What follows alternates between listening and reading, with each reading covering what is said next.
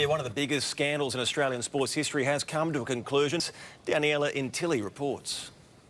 The guilty bombshell sent shockwaves throughout the Essendon Football Club, their fans and the nation. We, like I think everybody else in the Essendon wider community, was shocked. This has been the most complex anti-doping case in Australia's history. In 2012, the club devised a scandalous supplements program. 34 past and present players were given the banned substance, thymosin beta-4. 10 months ago, the AFL's own anti-doping tribunal found the players not guilty, which was exposed today. The AFL is fully committed to clean sport.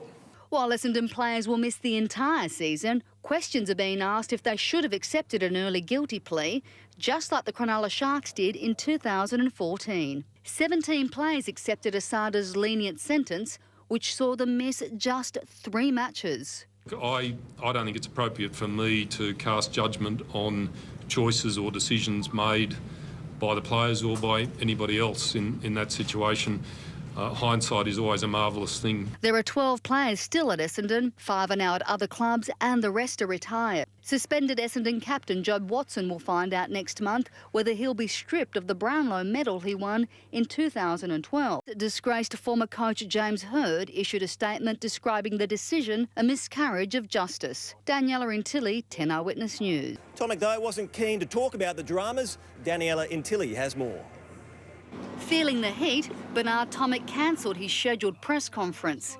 The 23-year-old again making unwanted headlines after a blow-up at a Gold Coast resort over a $20 court hire fee. Tomic's reportedly apologised and he had plenty of support from a retiring veteran. For me, I think it was a bit of misunderstanding more than anything. Promoting tonight's fast-fall clash with Hewitt, fellow bad boy Nick Kyrgios was quick to dismiss the topic. I actually don't know. I don't even know what happened. No stranger to scrutiny himself, Kyrgios wouldn't say whether he sympathised with Tomic's situation. I don't think there's been any of that in the last couple of months.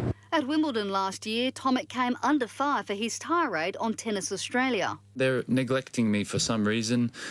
They're not supporting me, not respecting me. But Hewitt, who may consider a mentoring role after the Australian Open, remains confident in the next generation of players. Sitting in for the team photo is just about all that Peter Siddle did this morning. Steve O'Keefe could be used in a twin spin attack with Nathan Lyon in what would be his first test on home soil. Yeah, it means everything, to be honest.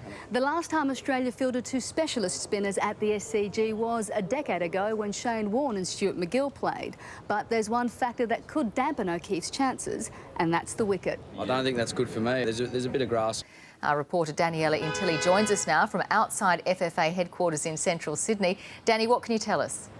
Well, Juanita, the meeting is currently underway between the FFA and the representatives of the fans of the 10 clubs. Now, last weekend we saw rows and rows of empty seats everywhere, and the FFA really had no choice but to listen. And I understand that the fans will have a list of demands tonight, but the most crucial one is that of a proper appeals process.